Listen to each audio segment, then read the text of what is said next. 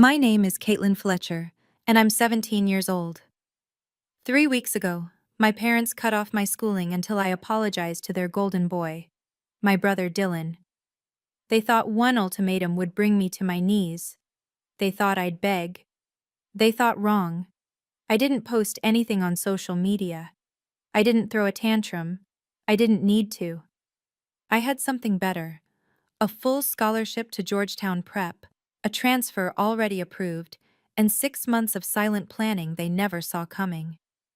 The night my father's smug grin collapsed in front of 40 witnesses, I knew I'd already won, not because I fought back, but because I walked away with my future intact, and there was nothing they could do to stop me. Before I tell you how a school board meeting became my Declaration of Independence, please take a moment to like and subscribe, but only if you actually enjoy this story. I'd also love to know, where are you watching from, and what time is it there? Drop a comment below. Now, let me take you back to where it all started, the night everything changed. The Fletcher house sat in one of those Northern Virginia neighborhoods where every colonial-style home looked like it came with a mandate: maintain appearances at all costs.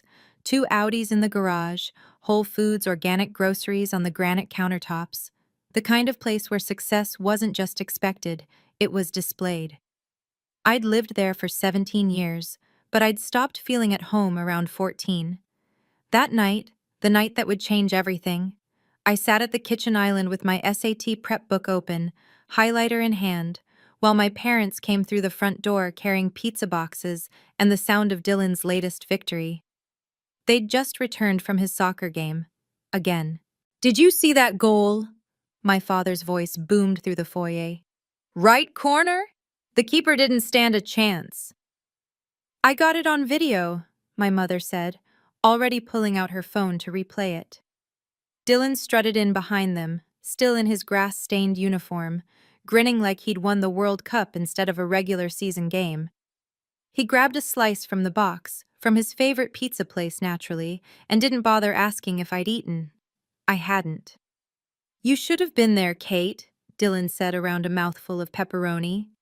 Not because he cared whether I came, because he wanted an audience. I'd learned long ago that family dinner meant celebrating Dylan's wins, not my straight A's. Last month, I'd placed first at the regional debate championship. My parents hadn't attended. There was a scheduling conflict, they'd said. Dylan had a soccer banquet the same night. The banquet had been optional. My competition wasn't. I kept my eyes on my textbook and said nothing. It was easier that way. Monday morning hit like a freight train. I heard about it before first period. Whispers in the hallway, phones buzzing with texts, that particular kind of energy that only comes from serious drama. Dylan had gotten into a fight. Not a shoving match. A real fight. Marcus Smith. Broken nose. Blood all over the locker room floor. By third period, the rumor mill had churned out a dozen versions of what happened, but the facts stayed consistent. Dylan had thrown the first punch, and Marcus had ended up in the ER. When I got home that afternoon, my parents' cars were already in the driveway. Both of them. Middle of a workday. That never happened unless something was very, very wrong. I found them in the living room. My father pacing by the fireplace in his work suit. My mother perched on the edge of the cream-colored sofa, hands twisting in her lap. And Dylan, sprawled in the armchair like he was watching TV, not facing the consequences of sending someone to the hospital. Principal Torres had called them in for an emergency meeting that morning. I'd missed that part, but I could fill in the blanks. Dylan looked up when I walked in. Not guilty, not sorry, just annoyed. "Finally," he said. "Tell them." I stopped in the doorway. "Tell them what?"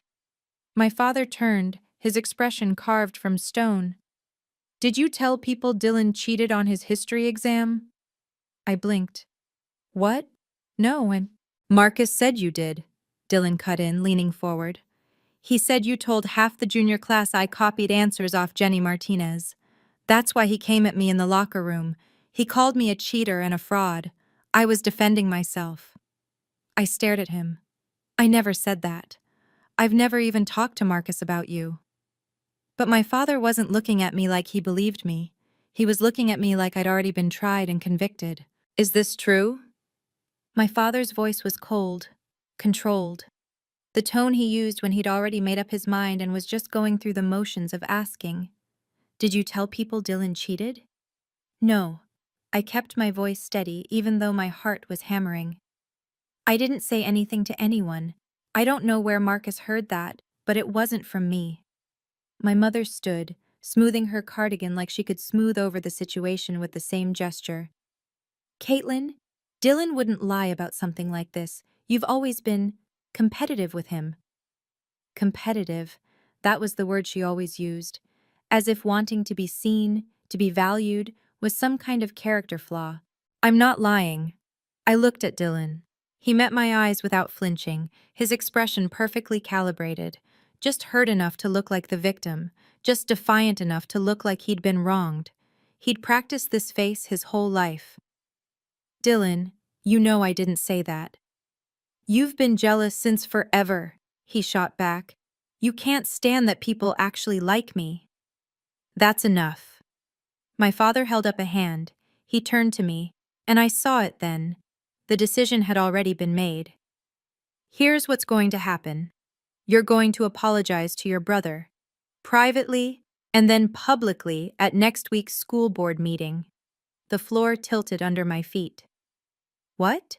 "Principal Torres said the board meeting is open to parents and students. You'll stand up and apologize for damaging Dylan's reputation. You'll take responsibility for the harm you caused." "I didn't cause anything."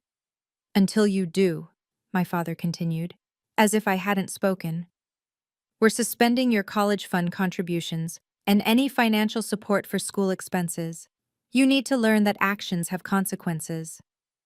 My mother looked away. She didn't disagree. She never did. I stood there, silent, while my entire future was held hostage for something I didn't do. That evening, my father called me into his home office. The room smelled like leather and old books, the kind of study designed to impress, with its mahogany desk, framed diplomas on the walls, and a single brass lamp casting everything in amber light. I'd been called into this room exactly 3 times in my life. Once, when I'd gotten a B in freshman algebra. Once when I'd asked if I could get my driver's license early. And now? He sat behind his desk, fingers steepled like he was conducting a performance review. My mother stood near the doorway, arms crossed, silent. "Sit," my father said. I stayed standing. He exhaled through his nose. "Caitlin, I'm going to be very clear with you. If you don't apologize to Dylan publicly at that board meeting, we're not just suspending the college fund. We're cutting off all financial support, tuition to your current school, your debate team fees, your SAT prep course, everything." The words hit like a physical blow. I'd saved some money from tutoring, but it wasn't nearly enough to cover a semester of expenses, let alone college applications. "You're punishing me for something I didn't do," I said quietly. "We're teaching you accountability." He leaned back in his chair. "You're 17 years old. You don't have options. You have obligations. To this family. To your brother." I looked at my mother. She wouldn't meet my eyes. "What if I didn't do it?" I asked, one last time. My father's expression didn't change. "Then you should have been more careful about how people perceive you." That was when I understood. It didn't matter what I'd actually done. It only mattered what they wanted to believe, and they'd already chosen Dylan. I reached into my pocket and felt my phone. The recording app had been running since I'd walked through the door. "Sure," I said. "I'll apologize." My father blinked. My mother's head snapped up. "What?" he said. "I'll apologize."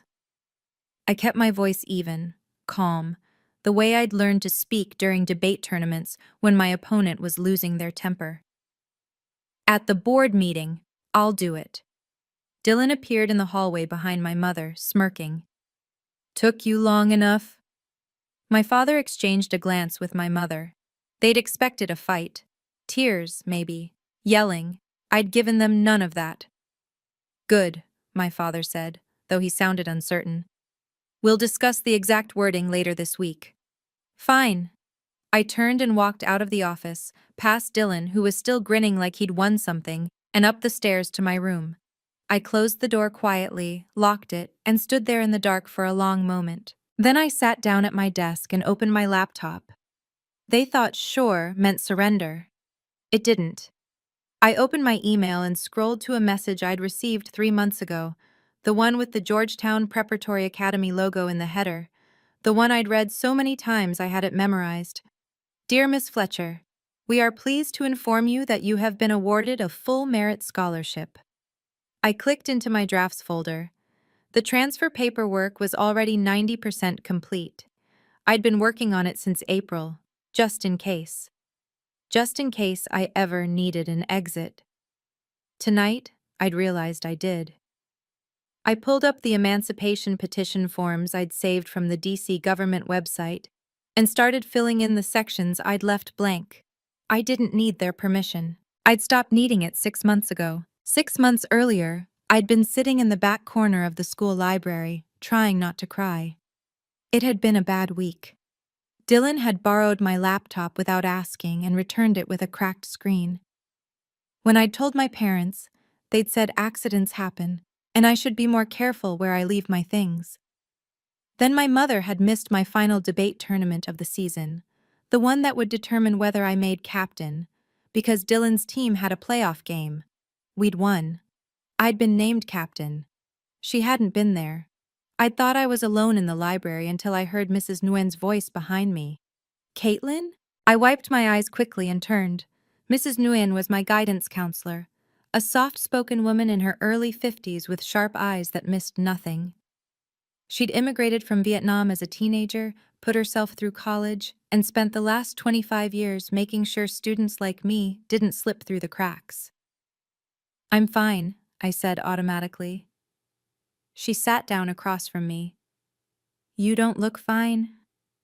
And for some reason, maybe because I was tired, maybe because she was the first person in months who'd actually asked, I told her. Not everything, just enough. She listened without interrupting. When I finished, she was quiet for a moment. Then she said, Have you ever heard of Georgetown Prep? I frowned. The private school in DC? School. They have a scholarship program, she said carefully, for exceptional students from challenging family dynamics, full tuition, room, board. It's competitive, but your academic record is stronger than most of the kids I've sent there. My parents would never let me transfer. What if you didn't need their permission? I stared at her. She slid a brochure across the table, glossy, professional, with a brick campus on the cover and words like merit-based and independent applicants highlighted in yellow.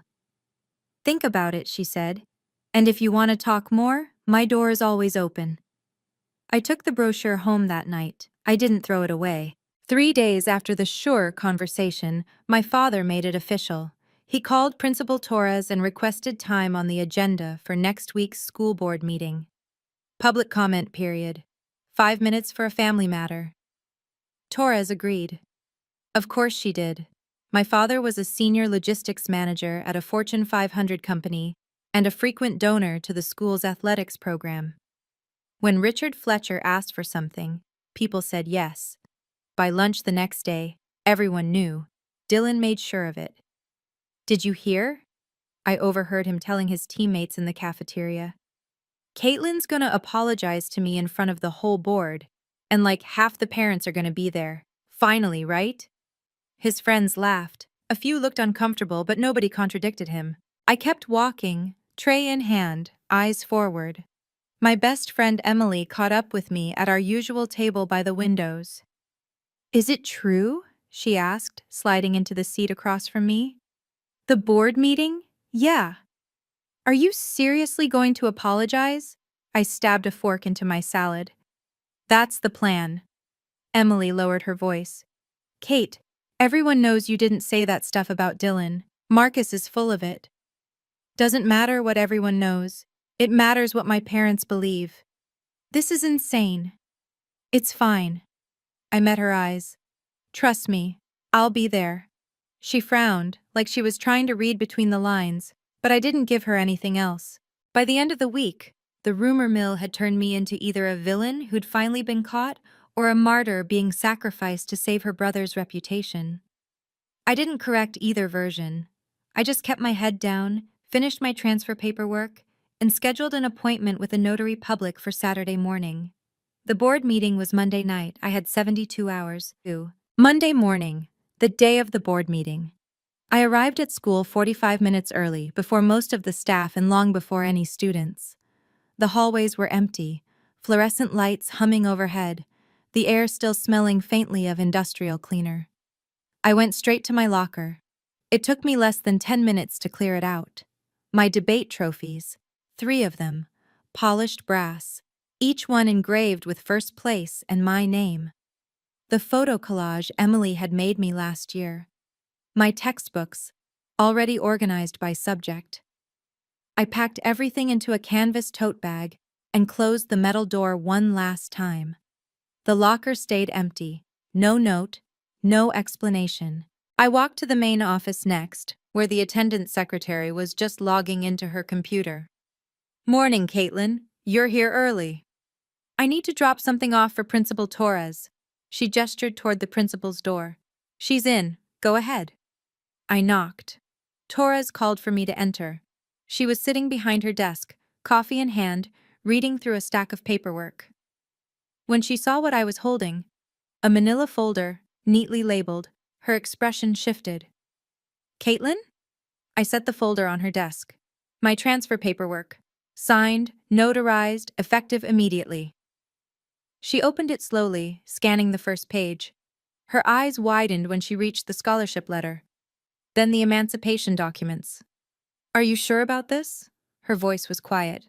"I've never been more sure of anything." Torres closed the folder carefully. "Does your family know?" "They will, tonight." She studied me for a long moment. Then she nodded. "I'll process this. You're a remarkable young woman, Caitlin. I hope you know that." I managed a small smile. "Thank you, Principal Torres." When I left her office, my hands were steady. Dylan found me at lunch. I was sitting with Emily in our usual spot, picking at a sandwich I wasn't hungry for, when he stormed up to our table. His face was flushed, eyes wild.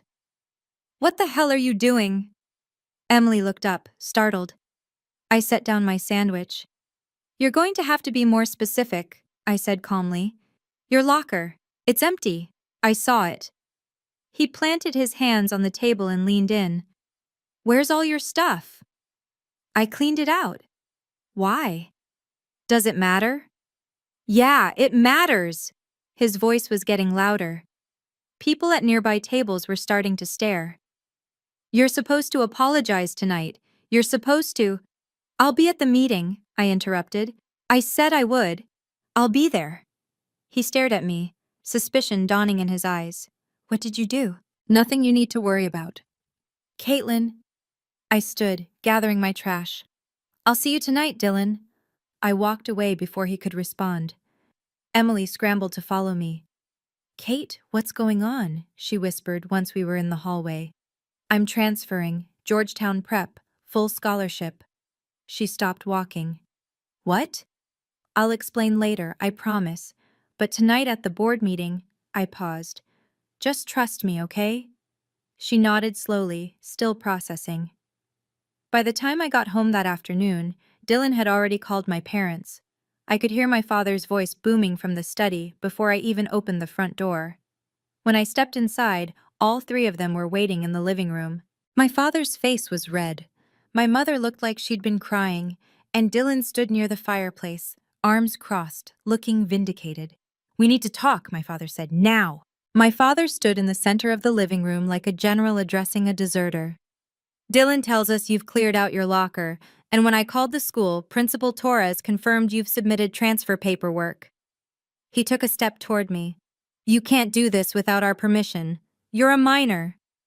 I pulled the folder from my backpack, copies, not originals, and handed it to him. He opened it, flipped through the pages. His expression darkened with each one. "What is this?" "Emancipation paperwork, approved and notarized." Under DC law, I've been financially independent for the past 8 months through tutoring income and a research assistant position. Mrs. Nguyen is listed as my sponsor. It's legal. My mother stood. Why are you doing this to us? That question. Like I was the one causing harm. Like I was the aggressor. I'm not doing anything to you, I said, keeping my voice level. I'm doing something for me. You're tearing this family apart, she said, tears spilling over a misunderstanding. It's not a misunderstanding. Dylan lied. I didn't spread rumors about him, but instead of finding out the truth, you threatened to destroy my future unless I confessed to something I didn't do. My father's hands tightened on the folder. You are throwing away this family over teenage drama. You threw me away the moment you chose him over the truth. This is insane, Dylan said from the corner. You're being dramatic. I turned to him. I'm being free, there's a difference.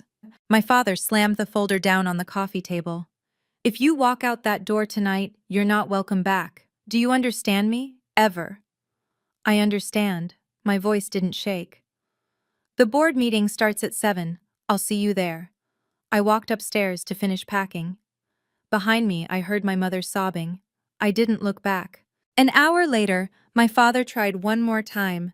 He appeared in my doorway as I was zipping my duffel bag. I'd packed light, clothes for a week, toiletries, my laptop, and the trophies from my locker. Everything else could wait. Caitlin. His voice was quieter now, more dangerous. Let me make this very clear. If you walk out tonight, you're not welcome back. Not for holidays, not for birthdays. You'll be on your own, completely. I understand. Do you? He stepped into the room. Do you understand what you're giving up? This family, your home, everything we've provided for you. Everything you've provided came with conditions. I don't want it anymore. His jaw tightened. What will people think? You're making us look like terrible parents. There it was. Not are we terrible parents? But what will people think? I'm not making you look like anything, I said. I'm just telling the truth. He pulled out his phone. I'm calling Georgetown Prep right now.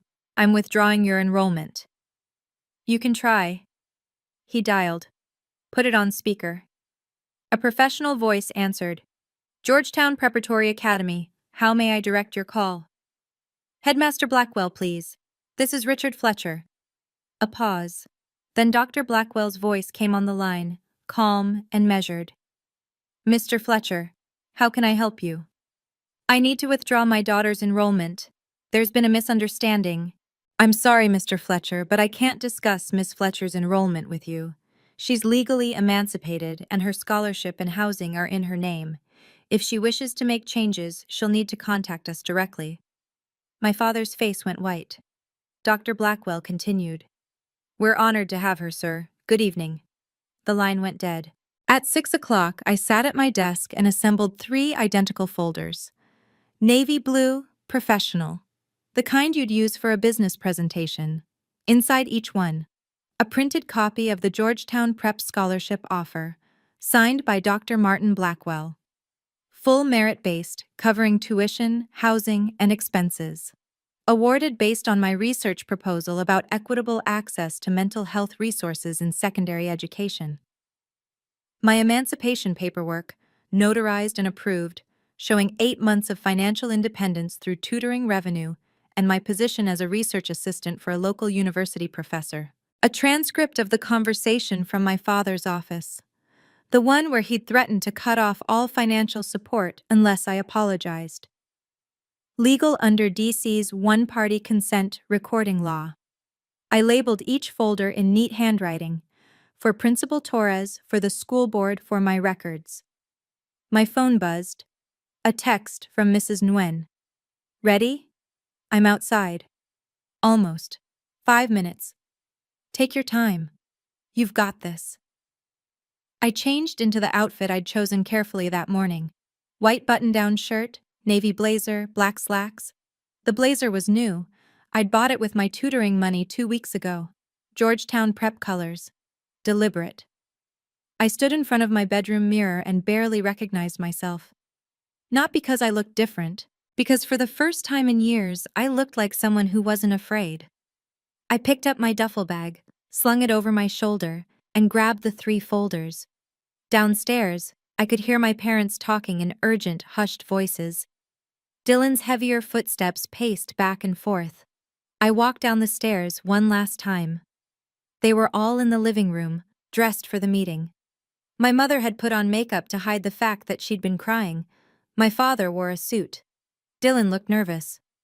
"We're leaving in 10 minutes," my father said. "I'm riding with Mrs. Nguyen," I replied, and I walked out the door. The school's administrative building looked different at night. Harsh lights illuminated the front entrance, and cars packed the small parking lot, parents arriving for the board meeting. This wasn't a normal session. Word had spread about the family matter on the agenda. People were curious. Mrs. Nguyen parked near the back. She turned to me, her expression gentle but serious. "Last chance to change your mind." "I'm not changing my mind." "Good." She smiled. "Then let's go make some people uncomfortable." We walked in together. The meeting room was already half full. Parents in business casual, a few students scattered in the back rows, and the 7 board members seated at the long mahogany table at the front. Principal Torres sat off to the side, hands folded, watching people file in. My family was already there, front row, center. My father sat ramrod straight in a charcoal suit. My mother kept smoothing her skirt. Dylan slouched in his chair, scrolling through his phone, that same smirk on his face. He looked up when I walked in. The smirk faltered. I was wearing Georgetown prep colors, carrying folders, walking in with Mrs. Nguyen, who everyone knew was the guidance counselor who got kids into Ivy League schools. Something in his expression shifted.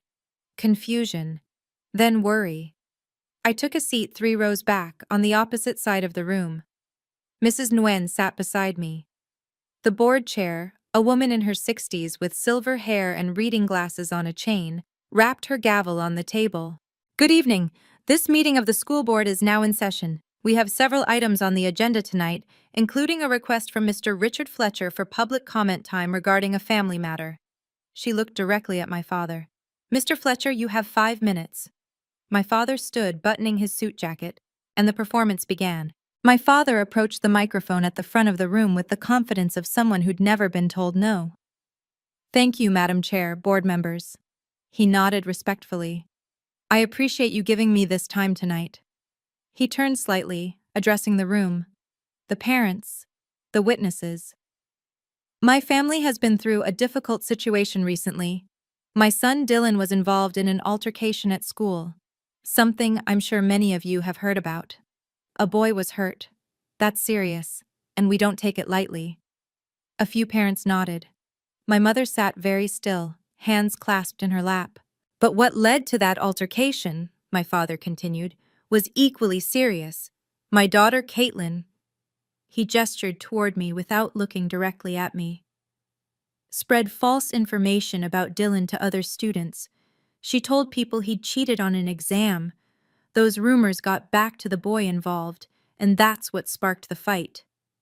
Murmurs rippled through the room. Now, we've always taught our children that actions have consequences, that when you make a mistake, you own it, you apologize, you make it right. His voice was steady, reasonable, the voice of a concerned father doing his best. "So we're here tonight because Caitlin has agreed to take responsibility, to apologize publicly to her brother and to this community for the harm she caused." He looked at the board members. "We love both our children equally, but part of loving them is teaching them accountability. We believe this is an important step forward for our family and for the integrity of this school community." Dylan sat up a little straighter, nodding along. Several parents exchanged glances. Some looked sympathetic. Others seemed uncomfortable, like they weren't sure this was appropriate for a public meeting. Principal Torres's expression was carefully neutral. My father returned to his seat. The board chair looked at me. "Miss Fletcher, would you like to respond?" I stood.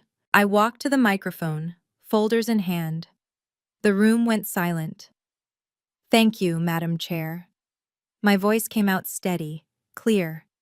I do have a statement, but it's not an apology. A ripple of whispers. My father's head snapped toward me.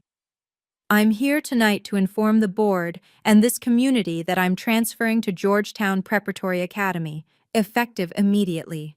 I've been awarded a full merit scholarship covering tuition, housing, and all expenses. The whispers grew louder. Dylan stood halfway up, then sat back down. My mother's face had gone pale. I handed the first folder to Principal Torres. She opened it, scanned the first page, and nodded. I'm also submitting documentation to the board. I passed the second folder to the chair. Inside, you'll find my scholarship offer letter from Dr. Martin Blackwell, headmaster of Georgetown Prep, as well as my emancipation paperwork, which has been legally notarized under DC law. I've been financially independent for 8 months through tutoring and a research assistant position.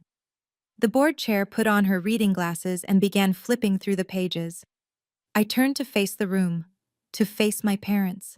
I'm also including a transcript of a private conversation in which I was threatened with the withdrawal of all educational and financial support unless I apologized for an incident I had no part in. That recording was made legally, with my consent, in compliance with DC's one-party consent law. My father shot to his feet. This is absurd! She's our daughter! We have rights! The board chair's gavel came down hard. Mr. Fletcher, please sit down. Miss Fletcher has the floor. He didn't sit. You can't just… Mr. Fletcher. The board chair's voice was firm. Sit down. Slowly, he sank back into his chair. I kept my eyes on the board. I'm not asking for permission. I'm informing you of my decision, which is legal, documented, and final. The board chair was still reading through my folder, her expression unreadable.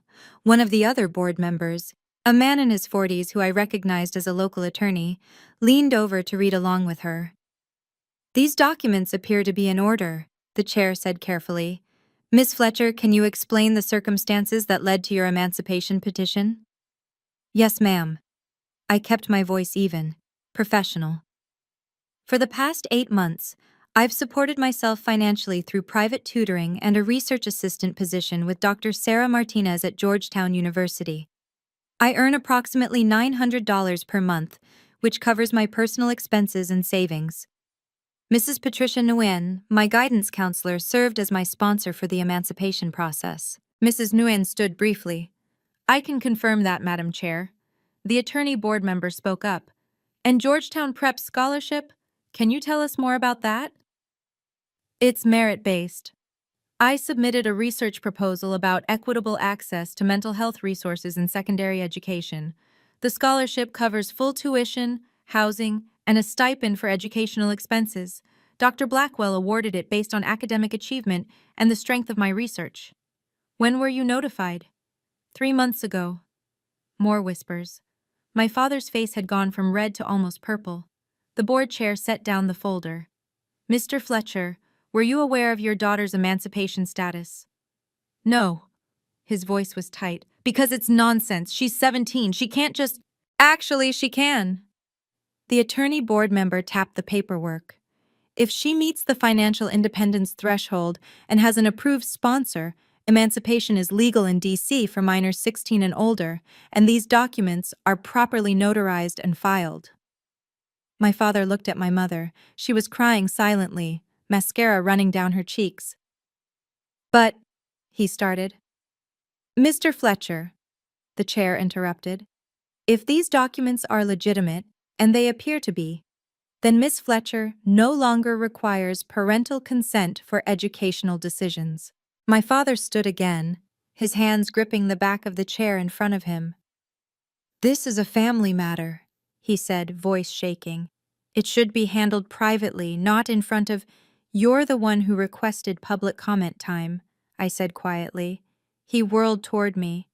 You manipulated this entire situation. You planned this. I protected myself. There's a difference. The board chair rapped her gavel again. Mr. Fletcher, I understand this is emotional, but please refrain from outbursts.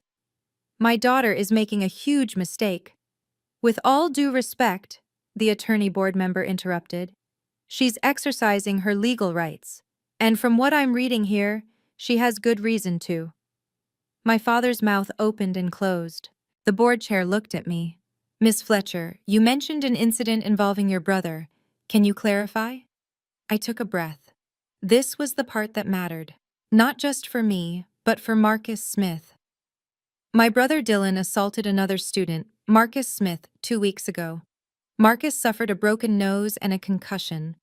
Dylan justified the assault by claiming I had spread rumors about him cheating on an exam, which provoked Marcus to confront him. I paused.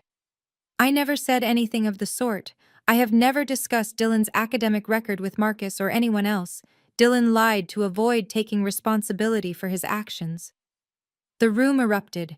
Parents turned to each other, whispering urgently. Someone in the back row said, "Wait, the Smith kid? I heard about that." Principal Torres stood.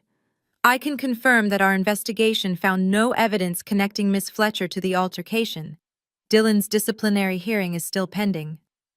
Dylan was staring at me like I'd just set his entire world on fire. My father looked around the room, realizing too late that the narrative had shifted. And it wasn't shifting back. I want to pause here for just a second. If you've ever felt invisible in your own home, like no matter what you did, it would never be enough, drop A in the comments. I see you. And if you're rooting for me right now, hit that like button. Let's see how many of you are here for the comeback. Stick around. You won't believe what happens next at this meeting. The board chair called for order, her gavel coming down 3 times before the noise died. "Miss Fletcher," she said, "are you saying your brother fabricated the accusation against you?" "Yes, ma'am."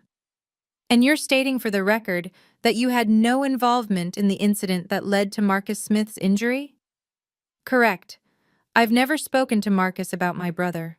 Not about cheating, not about anything. Dylan needed someone to blame, and I was convenient." Principal Torres stepped forward. "The school's investigation supports Miss Fletcher's account. We interviewed multiple students. No one could corroborate Dylan's claim that his sister had been spreading rumors. In fact, several students stated they'd never heard her speak about her brother at all." A parent near the front raised her hand. "I know the Smith family. That boy was hospitalized. Are you saying Dylan just attacked him for no reason?"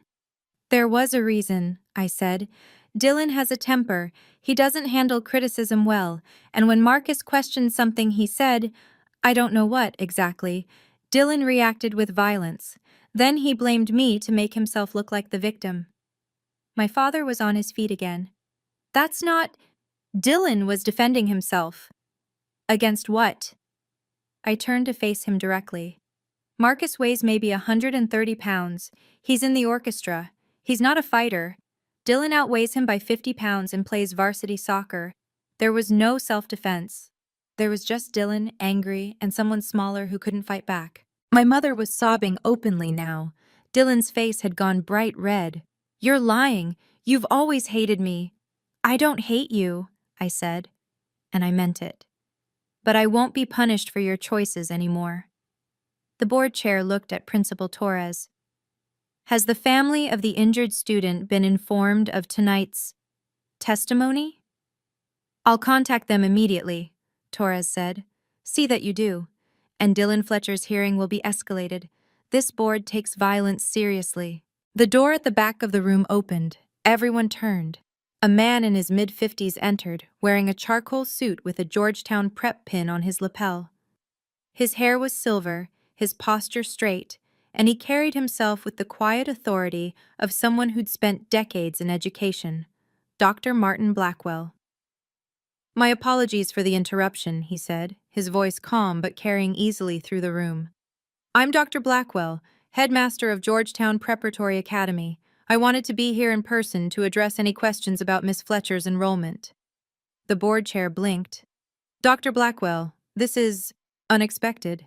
Mrs. Nguyen informed me of tonight's meeting. Given the circumstances, I thought it important to clarify Georgetown Prep's position." He walked to the front, nodding respectfully to the board. "Caitlin Fletcher has been accepted to our school with a full merit scholarship. That scholarship was awarded based on her exceptional academic record, her leadership in debate, and her research proposal on adolescent mental health policy, which impressed our entire scholarship committee. He turned to look at me, and his expression softened. Miss Fletcher, we're proud to have you. Your work is exactly the kind of thoughtful, compassionate inquiry we value. A few parents murmured approvingly. Dr. Blackwell addressed my father next. Mr. Fletcher, I understand this is difficult, but I want to assure you and this community that your daughter's decision was not impulsive. She's been in contact with our admissions office for months. She earned this opportunity. My father said nothing. He looked gutted. Caitlin's housing at Georgetown begins tonight, Dr. Blackwell continued. She'll be staying in our campus dormitory, fully supported by our staff. We take our duty of care very seriously. The board chair nodded slowly. Thank you, Dr. Blackwell. I think that clarifies things considerably. My mother stood. Her voice was shaking, but she forced it to sound calm. She cleared her throat. We only wanted what was best for Caitlin. This scholarship is wonderful, and we're proud of her. But she's still so young, 17. We just want to make sure she's not making a decision she'll regret. It was a decent attempt at damage control. She was trying to reframe the narrative, make it sound like concerned parenting instead of what it actually was, but I was done letting them rewrite history. Mom, my voice was gentle but firm. I'm not asking you to agree with my decision. I'm telling you goodbye. Her face crumpled. My father tried one more time. Caitlin, we can discuss this at home. This is not the place. I don't live there anymore. I looked at Dr. Blackwell. My housing starts tonight. Mrs. Nguyen is driving me to campus after this meeting. My father turned to the board chair, desperate now. She's being influenced. Someone is manipulating her. Mr. Fletcher. The board chair's tone was final. Your daughter is legally emancipated. She's presented documentation of financial independence, academic merit, and a full scholarship to a prestigious institution. Unless you have evidence of coercion or fraud, which you clearly don't, this matter is resolved. She looked at me. Miss Fletcher, on behalf of this board, I want to commend you for your courage and your preparation. You've handled this situation with remarkable maturity. Thank you, ma'am. She nodded. This meeting is adjourned. The gavel came down. People began standing, gathering their things, whispering to one another. Several parents glanced at my family with expressions ranging from pity to disapproval. My father sat frozen. Dylan stared at the floor. And my mother just kept crying. As people filed out, the whispers grew louder. I stayed near the front with Mrs. Nguyen and Dr. Blackwell, close enough to hear fragments of conversation. Did you hear that recording part? They threatened to cut her off? Over something she didn't even do. That's abuse, isn't it? And the brother, sending a kid to the hospital and then blaming his sister? What kind of family? A woman I recognized from the PTA approached my mother. For a moment I thought she might offer comfort. Instead, she said, voice cold, Susan, I think you and Richard need to take a hard look at your parenting choices. My mother flinched. Another parent, a father whose son was on Dylan's soccer team, shook his head as he passed. I always thought you guys had it together. Guess you never know. Dylan was surrounded by a few of his teammates, but they looked uncomfortable. One of them muttered, Dude, you lied about your sister? That's messed up. Dylan shoved past them and walked out. My father tried to approach the board chair, probably to plead his case one more time, but she held up a hand.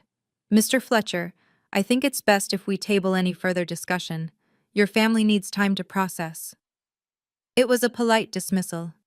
He stood there for a moment, jaw working, then turned and followed Dylan out the door. My mother lingered, looking at me across the room. Her eyes were red, makeup ruined. For a second, I thought she might say something. But she didn't. She just turned and left. Principal Torres approached me quietly. Caitlin, if you need anything, references, transcripts, anything at all, please let me know. Thank you, Principal Torres. You deserved better than this, she said softly. I didn't have an answer for that, so I just nodded. Mrs. Nguyen was waiting by her car in the parking lot when I finally walked out. The cool night air hit me, and for the first time all evening, I let myself breathe. "Ready?" she asked. I nodded, unable to speak past the sudden tightness in my throat. She opened the passenger door for me, then went around to the driver's side. As she started the engine, she glanced at me. "You okay?" "I think so." My voice sounded strange, distant. "I will be." "You handled that with more grace than most adults could manage." She pulled out of the parking lot, past the rows of cars still emptying. "I'm proud of you, Caitlin." "Thank you. For everything. For believing me when—" I stopped, swallowing hard. "When they didn't." "You didn't need me to believe you. You knew the truth. I just held the door open." We drove in silence for a few minutes. I looked out the window and saw my parents' Audi parked under a streetlight. They were sitting inside, not moving. Dylan was in the back seat, hunched over his phone. They looked small. For the first time in my life, they didn't look powerful. They looked lost. I turned away. Mrs. Nguyen reached over and squeezed my hand briefly. "You know what the bravest thing you did tonight was?" "What?" "You chose yourself. A lot of people never learn how to do that." I looked down at my hands, still holding the third folder, the one marked for my records. "I didn't feel brave," I admitted. "That's because courage isn't the absence of fear. It's doing the right thing, even when you're terrified." I managed a small smile. "Did you get that from a fortune cookie?" She laughed. "Probably, but it's still true." Georgetown Prep's campus looked like something out of a movie at night. Brick buildings with ivy climbing the walls, wrought iron lampposts casting pools of warm light on stone pathways, students walking in small groups, laughing, carrying books and coffee cups. It looked like a place where people belonged. Mrs. Nguyen walked me to the dormitory, a 3-story building near the center of campus. The resident advisor, a college-aged woman with kind eyes and a Georgetown Prep hoodie, met us at the entrance. "Caitlin Fletcher?" "That's me." "Welcome. I'm Sarah, your RA. Dr. Blackwell called ahead. Your room's all set." She handed me a key card. "Third floor, room 312. It's a single, so you'll have privacy. If you need anything, and I mean anything, my room is 301. Don't hesitate." "Thank you." Mrs. Nguyen hugged me in the doorway. "You have my number. Call me any time, day or night." "I will." "I mean it, Caitlin. You're not alone." I hugged her tighter. "I know." When she left, I took the stairs to the third floor. Room 312 was small but clean. A twin bed with a navy comforter, a desk by the window, a closet, a bookshelf.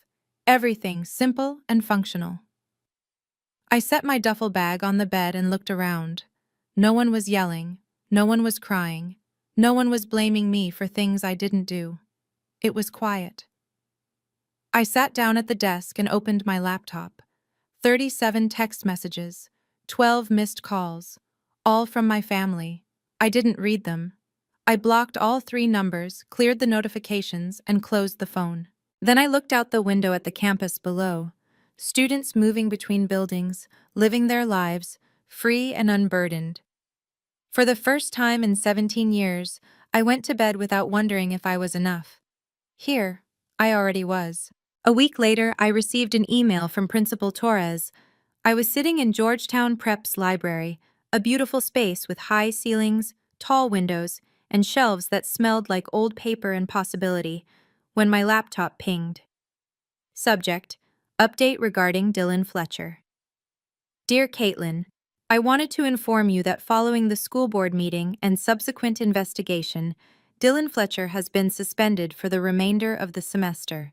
He will be required to complete his coursework remotely and will transfer to another school in the fall. Additionally, the Smith family has been made aware of the circumstances surrounding the altercation. They've chosen not to pursue criminal charges, but Dylan is required to complete anger management counseling and community service as part of a restorative justice agreement. I hope this brings you some closure. You were very brave to speak up, not just for yourself, but for Marcus as well. Please don't hesitate to reach out if you need anything. Best regards, Principal Karen Torres. I read it twice. Then I typed a short reply. Thank you for letting me know. I hope Dylan gets the help he needs, and I hope Marcus is healing. Caitlin.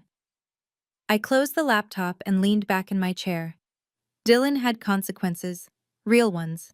Not a lecture or a slap on the wrist, but actual accountability. And Marcus had been heard. His family knew the truth now. It didn't undo the harm. It didn't erase what happened, but it was something. My phone buzzed. A text from Emily, my best friend from my old school. Everyone's talking about what you did. You're kind of a legend. I smiled and typed back. I'm just a person who got tired of being quiet. Still, you're my hero. I set the phone down and looked around the library. I didn't need to be a hero. I just needed to be free. 2 weeks after the board meeting, my mother sent an email. I'd unblocked her number long enough to see if there were any emergencies, then immediately regretted it. 3 voicemails, 7 texts, all variations of, "We need to talk and please come home." But the email was different. Subject: I miss you, Caitlin. I know you're angry, and you have every right to be. Your father and I made mistakes. We didn't listen the way we should have. We let Dylan get away with too much, and we put you in an impossible position. I miss you. The house feels empty without you. I keep going into your room and thinking about all the times I should have been there and wasn't. I'm not asking you to forgive us right away. I just want to talk. Can we meet for coffee? Or lunch? Anything. I love you. Mom. I stared at the screen for a long time. Part of me wanted to believe her. Part of me wanted to respond immediately, to say yes, to rebuild something. But another part, the part that had learned to protect itself, knew better. Words were easy. Change was hard. I waited 3 days before replying. Mom, I appreciate you reaching out. I'm not ready to reconnect right now. I need time to build my own life, away from the dynamics that hurt me. That doesn't mean I'll never be ready, but I can't predict when or if that will happen. If and when I'm ready to talk, I'll let you know. Until then, please respect this boundary. Caitlin. Her reply came within an hour. I understand. I'll wait. I love you. I didn't respond. My father never emailed, never called. His pride wouldn't allow it. Dylan sent one text 2 weeks later. I'm sorry, I read it. I didn't reply. An apology without changed behavior was just manipulation with better grammar. If he wanted forgiveness, he'd have to earn it. And I wasn't holding my breath. 3 weeks into the semester, I auditioned for Georgetown Prep's debate team. I almost didn't.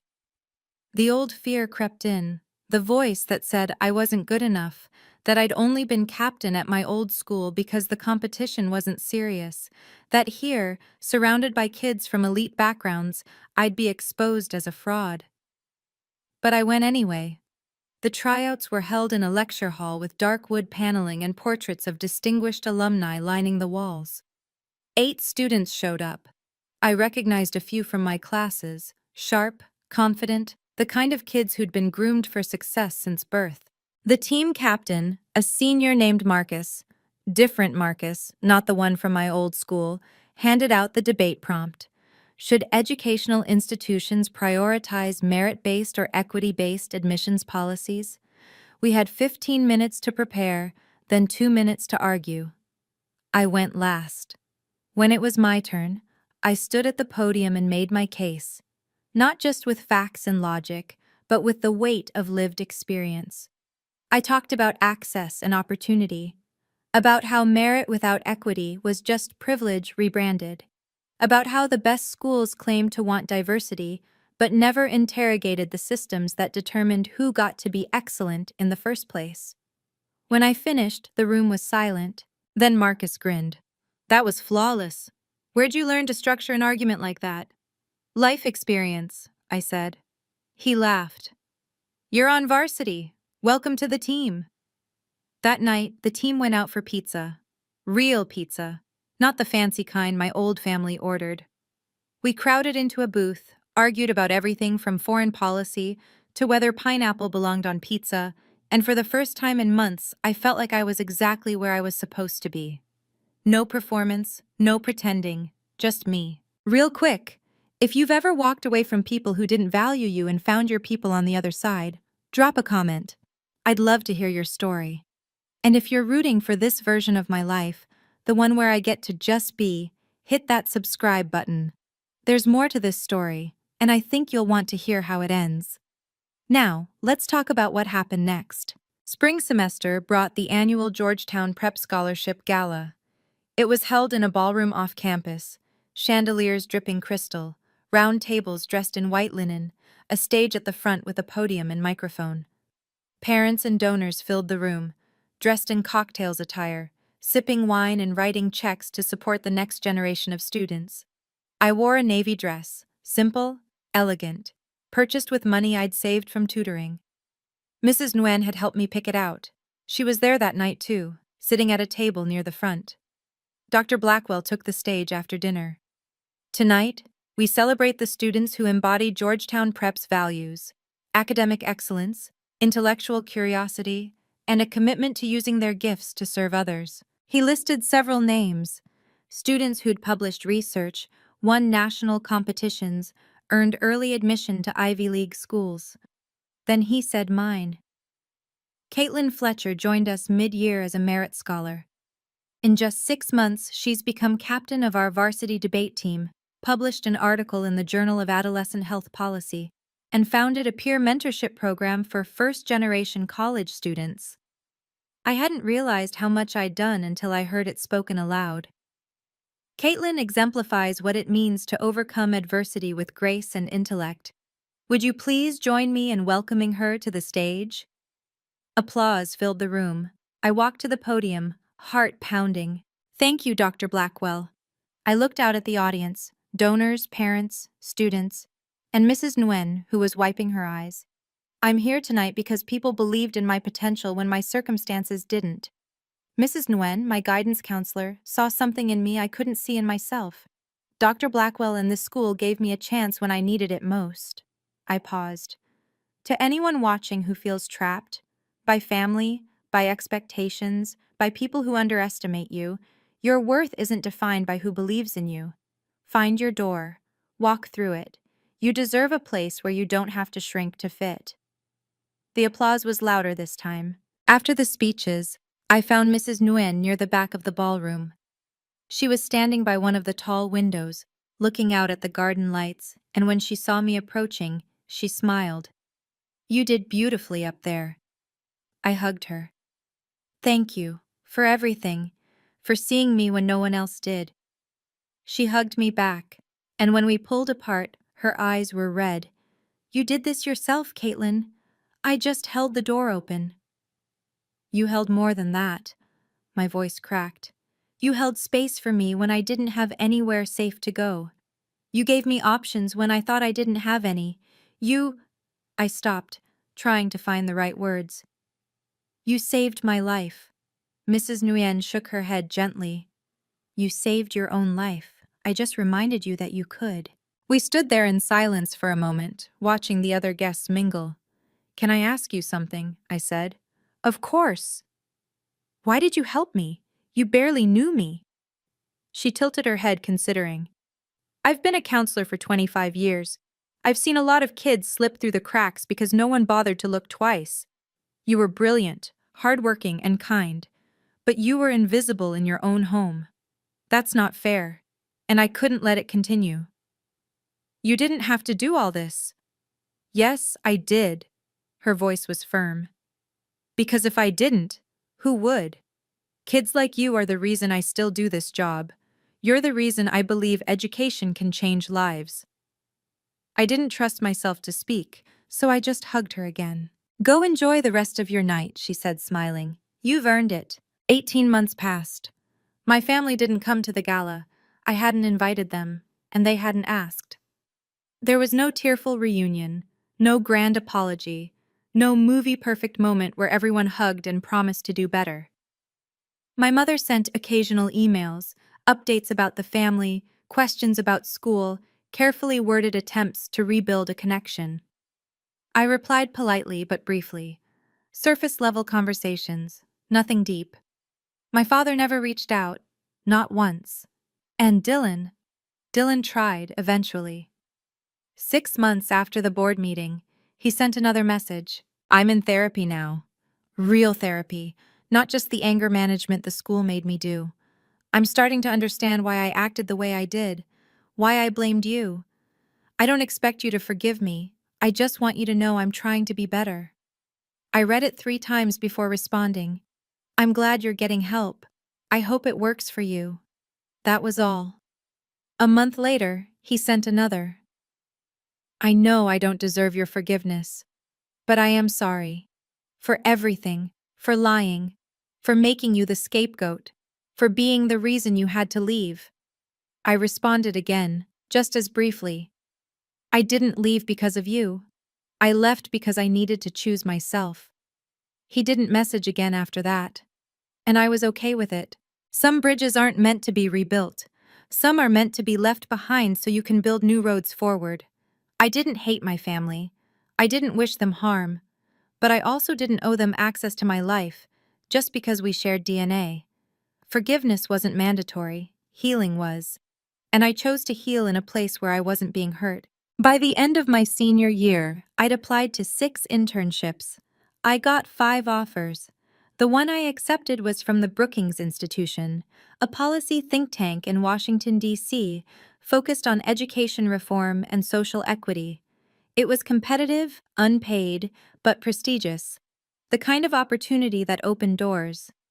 The acceptance email arrived on a Tuesday morning. Dear Miss Fletcher, we are pleased to offer you a summer research internship with our education policy program. Your proposal on equitable scholarship access for underrepresented students was exceptional, and we believe your perspective will be invaluable to our team. I read it sitting in my dorm room, coffee going cold on my desk, and I just smiled. A year and a half ago, I'd been sitting in my childhood bedroom, terrified and trapped, wondering how I'd survive without my parents' support. Now I had an internship at one of the most respected think tanks in the country. I called Mrs. Nguyen. I got it, I said as soon as she picked up. The Brookings internship? Yes. She let out a delighted laugh. Caitlin, that's incredible. I'm so proud of you. I want to help other kids, I told her. Kids like me, kids who need a way out but don't know where to start. Then you're already doing it, she said gently. Just by existing, just by showing them it's possible. That summer, I worked in a glass office building in downtown D.C., researching funding gaps in public education and drafting policy recommendations. I sat in meetings with people who'd written books I'd read in high school. I learned how to turn lived experience into data, how to make a case for change that people in power couldn't ignore. And every day, I walked into that building knowing I'd earned my seat at the table. No one had given it to me. I'd built it myself. One quiet evening in late summer, I sat on the steps of Georgetown Prep's main campus building and opened my journal. I'd started keeping one after my first therapy session, something my counselor at school had suggested. A way to process everything that had happened. A way to hold space for the grief and the relief that somehow coexisted. I wrote slowly, thinking through each sentence. A year ago, I thought leaving meant losing. I thought walking away made me weak, made me the bad guy in my own family's story. I was wrong. Leaving was the bravest thing I've ever done, not because it was loud or dramatic, but because it was quiet, planned, and mine. My parents wanted me to apologize for existing outside their narrative, for being someone they couldn't control. I refused. And instead of shrinking to fit their expectations, I built a new life where I didn't have to. I don't hate them. I don't even blame them anymore. Not really. They did the best they could with the tools they had. It just wasn't enough. And that's not my responsibility to fix. To anyone reading this someday, you are not obligated to stay in spaces that diminish you, not even family. Especially not family. You're allowed to choose yourself. You're allowed to set boundaries. You're allowed to walk away without guilt. I didn't lose a family. I gained myself. I closed the journal and looked out at the campus. Students were scattered across the lawn, studying, laughing, living. The evening light turned everything golden. I thought about the girl I'd been a year ago, scared, trapped, desperate. And I thought about the person I was now, free, strong, whole. I wasn't perfect. I still had hard days. I still missed the idea of a family that loved me unconditionally. But I had something better. I had me. And that was enough. A year after the board meeting, I received a message through the alumni network of my old school. The sender was Marcus Smith. Hi, Caitlin. I know this is out of the blue, and I totally understand if you don't want to respond. But I wanted to reach out and say thank you. I heard what you said at the school board meeting. About Dylan lying. About what really happened. My family wanted to press charges after the fight, but the school tried to bury the whole thing. They made it sound like I'd provoked him, like I was partially responsible. Your testimony changed that.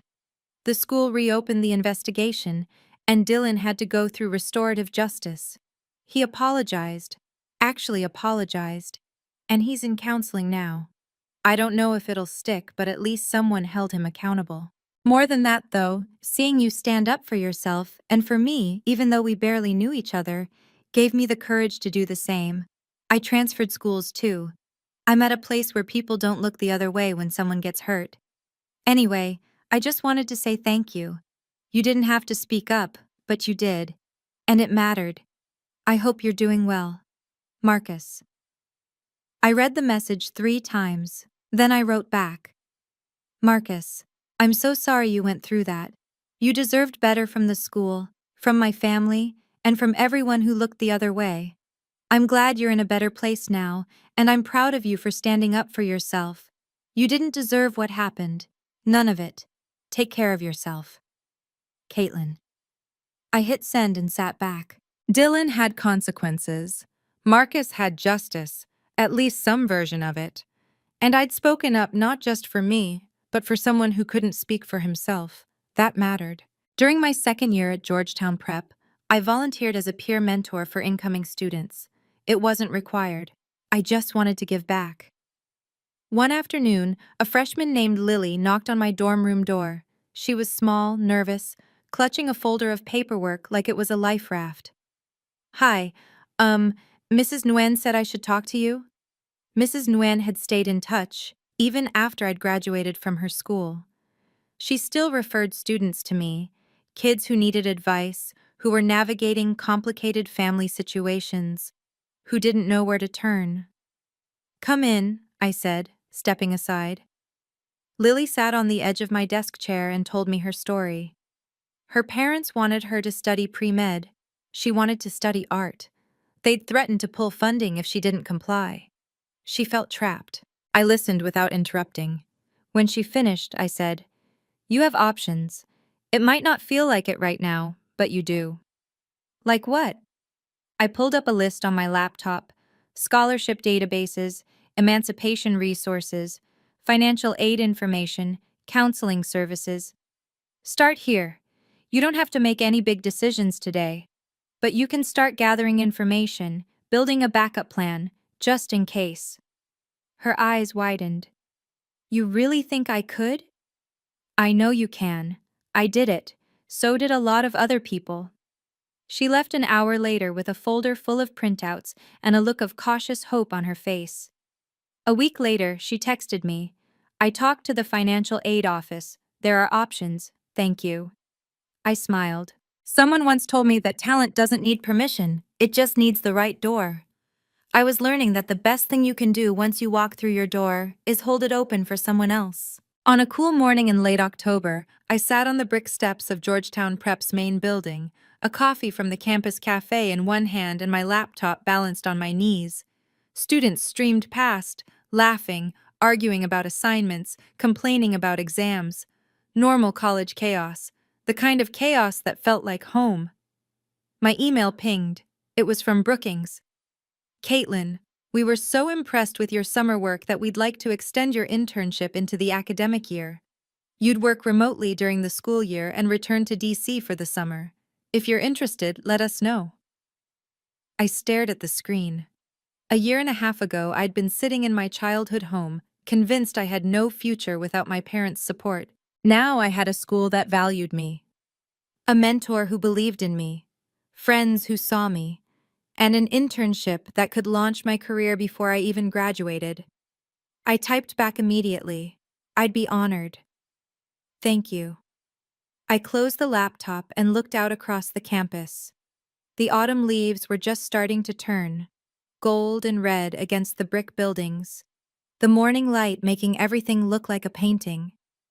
My phone buzzed. A text from Mrs. Nguyen.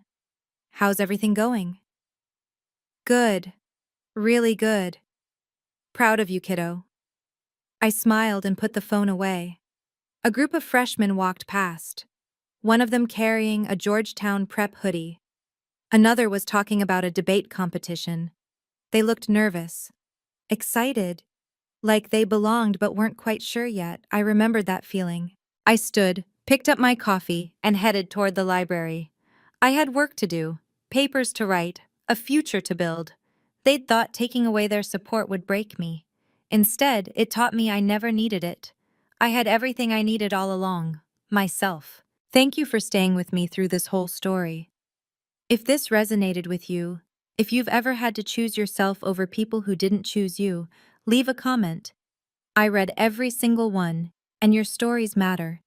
If you want to see more stories about setting boundaries and reclaiming your life, hit that subscribe button. There are more stories waiting, and I'd love to have you here for them. And if you or someone you know is in a situation like mine, check the description. I've linked resources on emancipation, scholarship programs, and family counseling. Remember, you're not trapped. You're just planning your exit. See you in the next one.